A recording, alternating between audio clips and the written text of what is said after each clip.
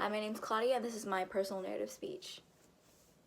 Imagine hearing about a bunch of different fascinating stories from different people with different backgrounds.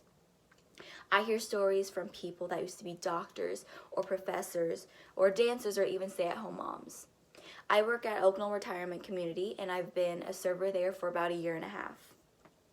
Working in a retirement home has really taught me how to be patient, and it's opened me up to so many different perspectives from many different backgrounds, and it has helped me form relationships with the residents.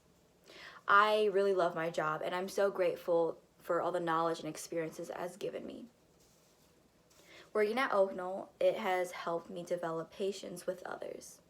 Some residents have trouble hearing or seeing, so I make sure I go through the menu slowly with them, and I make sure I enunciate my words so they can understand me. When you're older, there are many discomforts that come with it. When I deal with aggravated residents, I keep in mind that they could be uncomfortable and they're very frustrated with how they have to live. Sometimes residents will also get confused, and that just comes with the old age, or that's because of dementia or Alzheimer's. So I make sure I remember what they usually order so I can help make suggestions to make their decisions go by quicker. As I learn how to deal with these residents, I get to know them better. I get to know the people that they are. Learning about their experiences through their jobs and through their lives has given me a bigger perspective of the world. Through my year and a half at Oak Knoll, I've gotten to know so many amazing residents.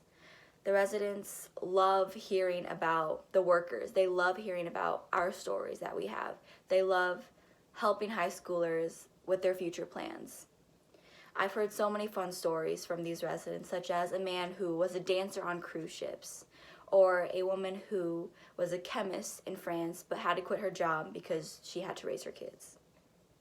Hearing all these stories has really opened my eyes to how big the world is.